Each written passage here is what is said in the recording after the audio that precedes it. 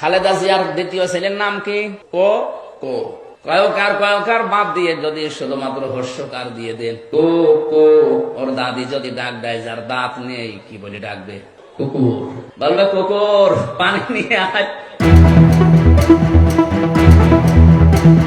ধর্মীয় বক্তব্য, রাজনৈতিক ইঙ্গিত আর সামাজিক যোগাযোগ মাধ্যম, এই তিন সংযোগস্থলেই তৈরি হয়েছে নতুন বিতর্ক। কুষ্টিয়া আদালতে মানহানির মামলায় জড়িয়ে পড়েছেন বাংলাদেশ জামাতে ইসলামী মনোনীত সংসদ সদস্য প্রার্থী মুফতি আমির হামজা। কি অভিযোগ, কার মামলা আর কি বলছে সংশ্লিষ্ট পক্ষগুলো, জানাচ্ছি বিস্তারিত।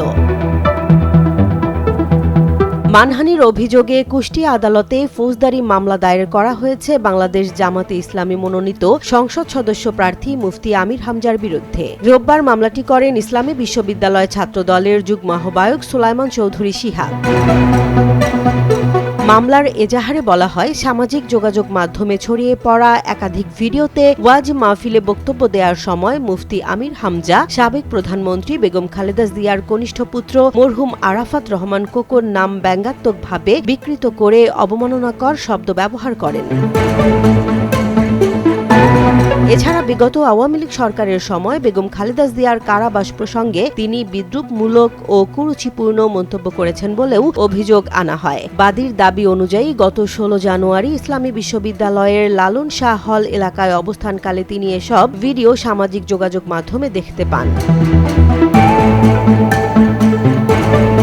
এজাহারে আরও উল্লেখ করা হয়, আসামির বক্তব্য মরহুম আরাফাত রহমান কোকো, সাবেক প্রধানমন্ত্রী বেগম খালেদা জিয়া এবং তাদের পরিবারের সম্মান ও মর্যাদাকে ক্ষুণ্ণ করেছে। অভিযোগ অনুযায়ী এসব বক্তব্য দণ্ডবিধির 500, 501 ও 502 ধারায় শাস্তিযোগ্য অপরাধ।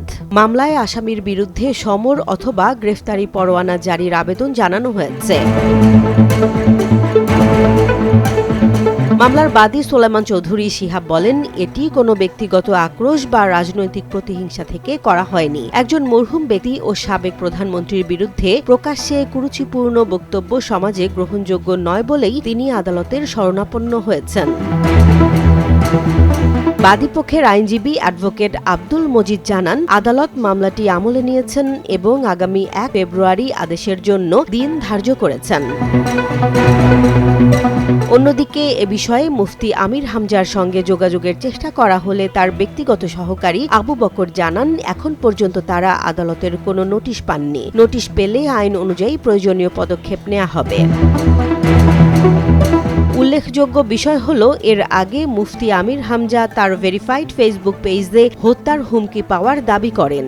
ওই পোস্টে তিনি নিজের মৃত্যুর জন্য প্রস্তুত থাকার কথা উল্লেখ করে তার অবর্তমানে 3 কন্যা সন্তানের খেয়াল রাখার অনুরোধ জানান এবং কুষ্টিয়ায় ইনসাফ কায়েমের লড়াই চালিয়ে যাওয়ার আহ্বান জানান। ধর্মীয় বক্তব্যের সীমা, রাজনৈতিক সংবেদনশীলতা এবং সামাজিক দায়বদ্ধতা, এই মামলাকে কেন্দ্র করে সেই প্রশ্নগুলো আবারও সামনে এসেছে। আদালতের পরবর্তী আদেশেই নির্ধারিত হবে এই বিতর্ক কোন পথে মোড় নেয়। জেসমিন জাহান, নিউজ ডেস্ক, জনবাণী।